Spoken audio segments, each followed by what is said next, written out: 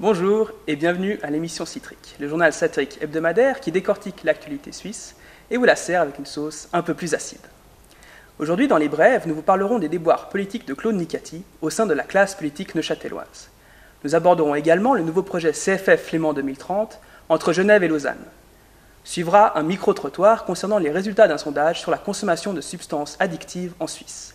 Vous verrez, ça peut étonner, mais il y a plus d'addicts que ce qu'on pense, peut-être même parmi nous. Le commentaire critique de la semaine sera présenté par Arnaud, qui s'attaque à la gestion des déchets nucléaires en Suisse. Enfin, dans le focus de la semaine, Alizé s'invite dans le village de Zeegraben où a poussé la plus grosse citrouille de Suisse. Tout de suite, les brèves.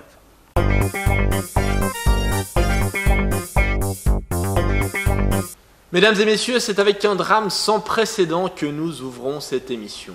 La RTS n'a plus d'idées pour ces sujets au 19h30. En effet, mardi 9 octobre, la célèbre chaîne romande nous parlait d'un massacre en ligne.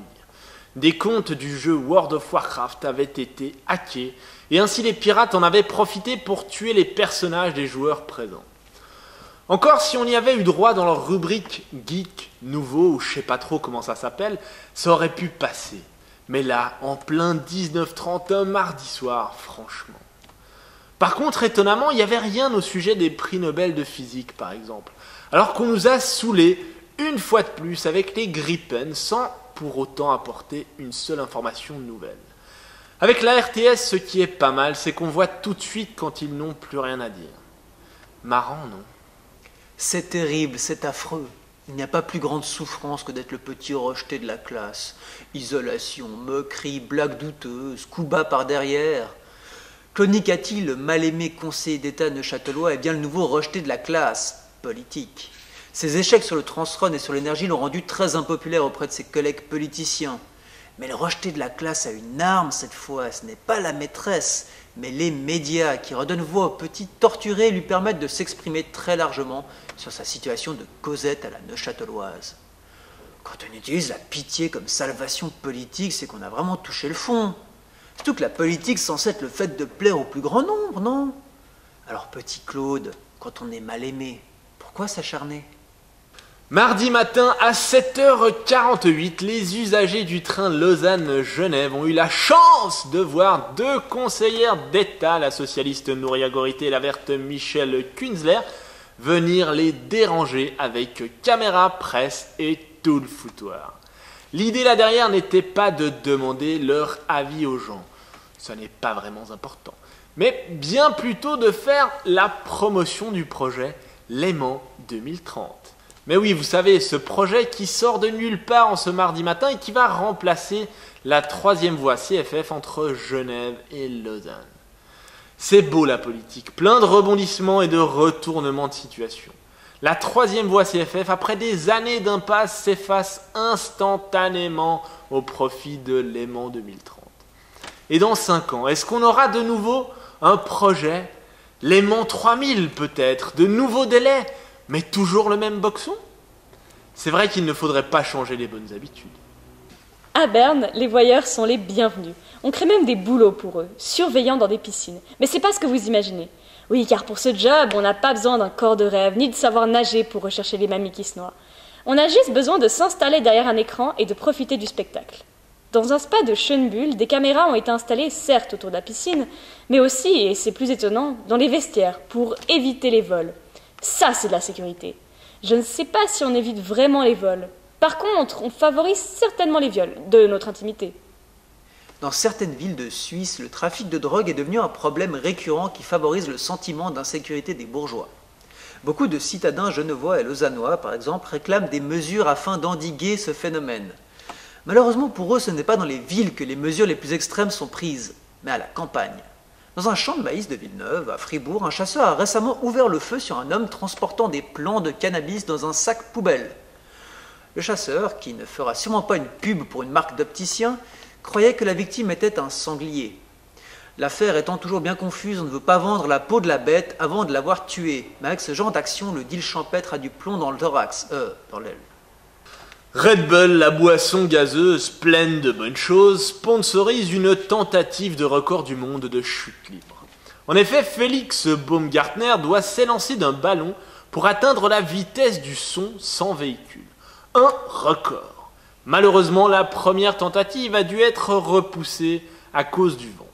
Red Bull donne des ailes, mais pas si ça souffle.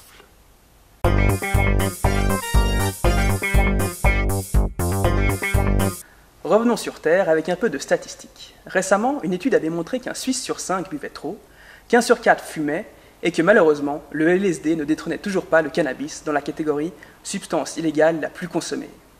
Notre envoyé spécial Michel, qui est très calé sur tout ce qui est drogue et substances illicites, n'a pas hésité à mouiller le maillot pour vous dire ce que pense le peuple. Oui, bonjour Lucas, je suis actuellement dans la ville Enfin, je suis en pleine ville et je vais interroger des passants pour vous. Bonjour monsieur, une étude démontre qu'un Suisse sur 5 boit trop. Qu'en est-il de vous ? Ouais c'est clair quoi, on se murge de façon régulière avec les frères parce que bon tu sais, ça nous permet un peu de couper avec le boulot, dodo, migros et jeux vidéo. Wesh gros, tu vois. Michel, vous nous faites quoi là ? Vous vous interviewez vous-même ? Non, pas du tout, c'est pas moi. D'ailleurs, regardez là-bas, un autre passant. Bonjour mademoiselle, est-ce que vous consommez de la drogue ? Oh, Brad Pitt, oui, je consomme surtout du LSD, mais au petit-déj seulement, pour la motivation, quoi. Non, mais vous savez, je suis pas une junkie, quoi, je sais me gérer, j'arrête quand je veux, quoi. Michel, mais arrêtez maintenant, je vois bien que c'est vous. Non, pas du tout, mais regardez là-bas, c'est un Suisse allemand, il me ressemble vraiment pas, en plus il a un accent. Alors monsieur, qu'en est-il de votre consommation d'alcool ? Was willst du, Roman ? Je ne parle pas le français, je suis touriste. Et puis en Suisse alémanique, on ne boit pas alcool, non ? C'est que scheiß Roman fatigué fainéant qui boit alcool. Alémanique, c'est fort, c'est pas boire beaucoup, mais un petit peu tous les jours. Mais jamais trop. Mais Roman, avec 20 merdes que vous faites, c'est sûr, il faut boire vite et beaucoup pour que ça passe. Merci Michel. Et dites-moi, vous savez quel pourcentage de la population combine les trois ? Non, pourquoi ? Non, juste comme ça. Bon, revenons aux choses sérieuses et critiquons un petit peu. Cette semaine, on s'attaque à la gestion des déchets nucléaires. On recycle, nous les Suisses. On a ça dans le sang, la propreté, la netteté, la précision. On adore le recyclage, on recycle tout. Et on recycle même la démocratie et la consultation populaire en Suisse, c'est dire. Pour preuve, vous savez, tous ces déchets radioactifs et donc toxiques qui résultent de notre production d'énergie nucléaire, ces déchets, on doit les stocker, normal. Cela, on ne peut pas juste les envoyer en Chine. Mais les stocker où ? C'est la question à 1 million de francs. Ça, on ne sait pas trop, c'est compliqué. Alors du coup, on paye une société pour étudier plusieurs sites, pour être bien sûr qu'on ne va pas les enfouir à un endroit encore plus dangereux qu'ils ne le sont eux-mêmes, ces déchets. Avoir des enfants à 2 têtes ou à 5 bras, ça marche dans les pays pauvres parce que ça rajoute de la main-d'œuvre. Mais pas en Suisse, voyons. Ça ferait mauvais genre au milieu de l'Europe. Donc il y en a 6 de ces sites, normalement. Figurez-vous que la société qui est censée étudier où on va stocker le poison, la NAGRA, pour ne pas la citer, au lieu d'analyser les 6 lieux de stockage, elle en a fait que 2. C'est ce qu'a révélé un document interne qui a fuité récemment dans la presse. C'est clair que c'est intéressant pour la NAGRA à recycler une liste de 6 en une liste de 2, c'est plus facile, ça prend moins de temps et ça coûte moins cher. Elle espérait sûrement enfouir ces petites magouilles avant qu'on se rende compte. Le hic, c'est que ce genre de décision, c'est le Conseil fédéral uniquement qui peut le prendre. Oh. Un conseil élu par les parlementaires fédéraux, wow, qui sont eux-mêmes élus par le peuple suisse. Wow. Alors, s'approprier le droit de décision du Conseil fédéral, c'est vraiment s'approprier de manière scandaleuse le droit de décision de la population. C'est bien un recyclage de la démocratie des plus nauséabonds. C'est en tout cas prendre les gens pour des irradiés du cerveau avant l'heure. Et ça, à défaut de faire pousser des bras, ça risque bien de faire se lever des doigts. Je ne sais pas si c'est l'effet du nucléaire, mais en tout cas, le record de Suisse de la plus grande citrouille a été battu dans le canton de Zurich. Alizé va tout de suite vous en dire plus dans le focus de la semaine.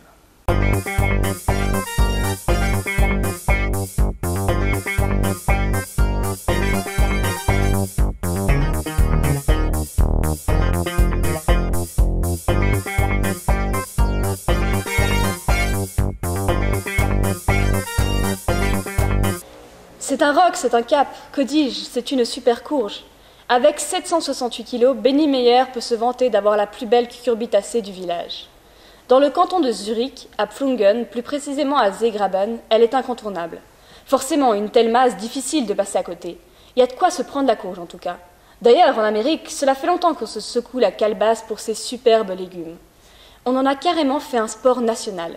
Fini le golf et ses balles microscopiques. Là, on sort l'artillerie lourde. Les graines sont choisies avec soin, des croisements entre races de géants. Mais on peut quand même se demander comment une taille aussi titanesque est possible. Parce que là, même si on lui fait écouter du Mozart tous les jours, qu'on la berce ou encore qu'on lui donne des petits noms, la belle pumpkin restera somme toute modeste. Les éleveurs de Seegraben refusent de donner leurs recettes secrètes. Peut-être de la kryptonite. Cela pour expliquer plus facilement la couleur verdâtre. Quant à la forme, je parierais sur un de ces bons vieux OGM bien modifiés. Mais bon, tant d'attention pour une future citrouille d'Halloween me semble un peu extrême. Encore, en Amérique, ça peut passer. Ça fera bien peur aux enfants et au pire, on pourra leur offrir de la soupe plutôt que des cochonneries. Quoique qu'avec tous ces engrais, ils risquent d'exploser leur courbe de croissance. Mais bon, pour ce jeune Zurichois, parce qu'Halloween, c'est pas vraiment de chez nous. Peut-être est-ce un rêve de Cendrillon? Cherche-t-il un beau carrosse ou une jolie femme? Difficile à dire, mais à sa place, je craindrais que ma bien-aimée soit un peu courge. Merci d'avoir regardé l'émission Citric et n'oubliez pas de liker la page sur les réseaux sociaux. La semaine prochaine, Citric n'est pas là. Obligation militaire oblige. Mais ne soyez pas tristes, nous revenons en novembre. À novembre!